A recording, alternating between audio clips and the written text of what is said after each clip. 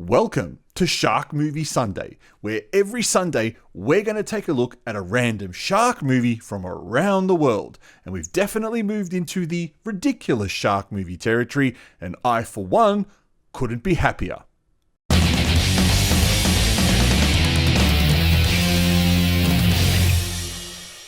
Because as these movies get more ridiculous, they also get more fun to watch.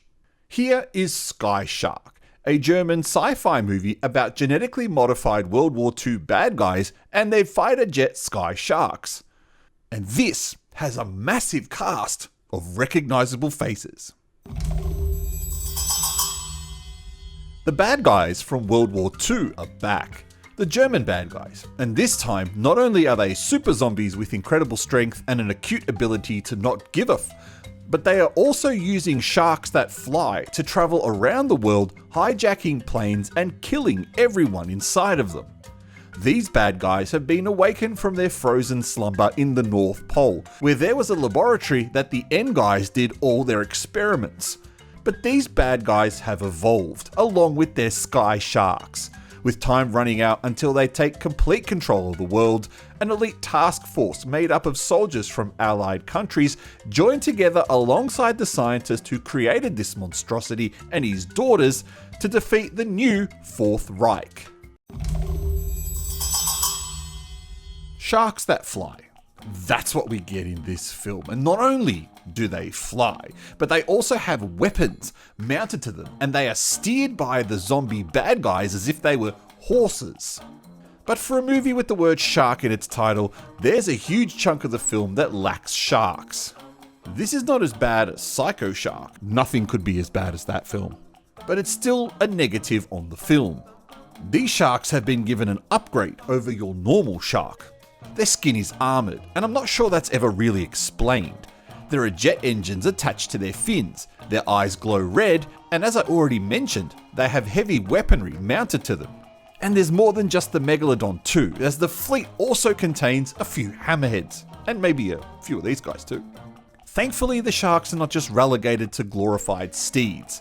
They're also used in a few scenes to eat people, including one scene in the Arctic base where a naked woman is suspended above the shark tank and is eaten by some very hungry boys.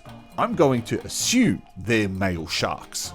Just a side note, because these sharks have had their fins updated with jets and weapons, I think the producers missed an opportunity to create a cool little top-down shooting game like Capcom's 1942, but with sharks as the main character shooting down civilian planes. Morbid, but I think it would have been kind of cool. 2 words about the effects.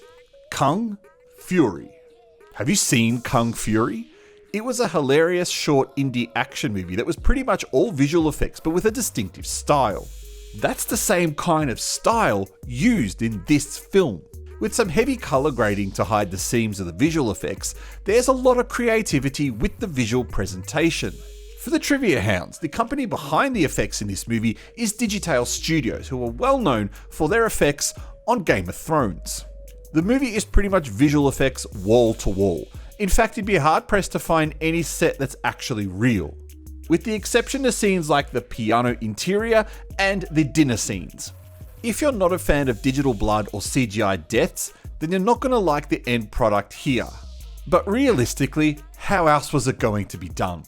Well, there is some makeup effects in the zombie faces. They look suitably fleshy and decomposing.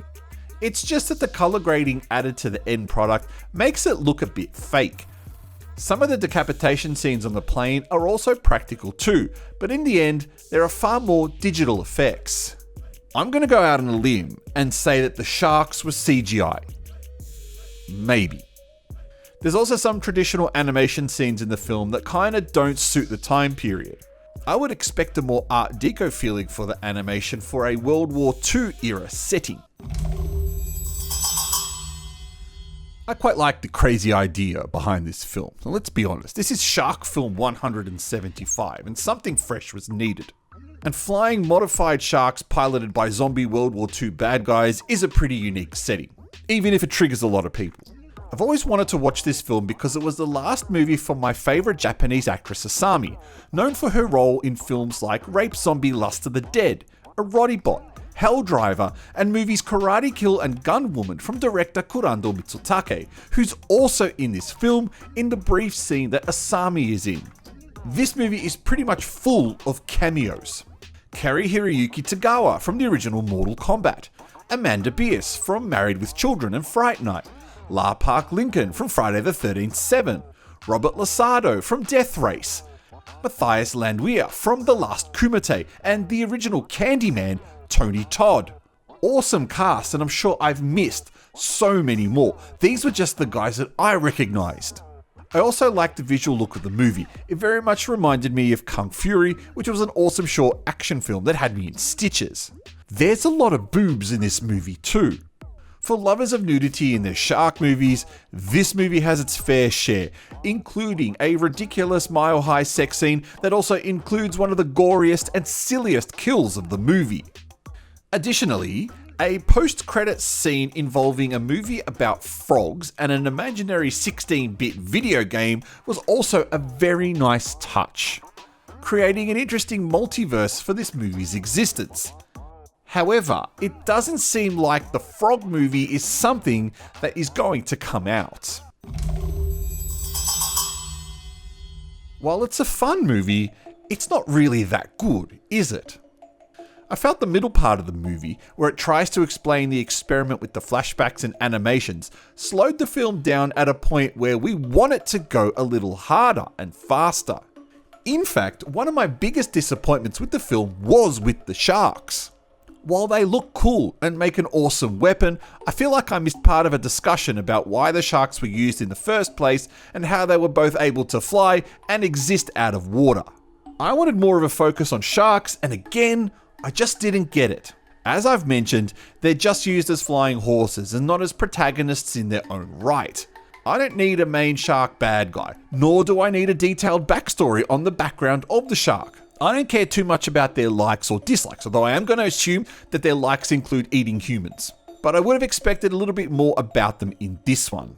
I also don't like how hard this movie was to find. Having to resort to unscrupulous methods in order to watch the film is not the best. So should you watch this film?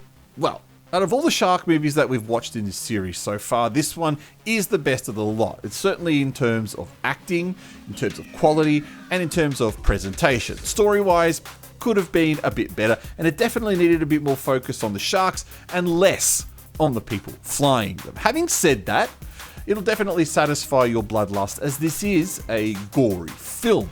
Lots of kills, including the opening scene massacre on the plane, and a fair bit of TNA means that the movie panders to its audience perfectly. It's a fun film, but it's not a great film. I'm the Artie Dans, wearing a very cool shark hat, I might say, and I really like this shark hat. You are watching Shark Movie Review Sunday here on Shockmania. I hope you enjoy this. I hope you consider liking and subscribing and all that other jazz. And otherwise, I'll catch you in another video. And if it's a shark video, I'll be wearing this hat.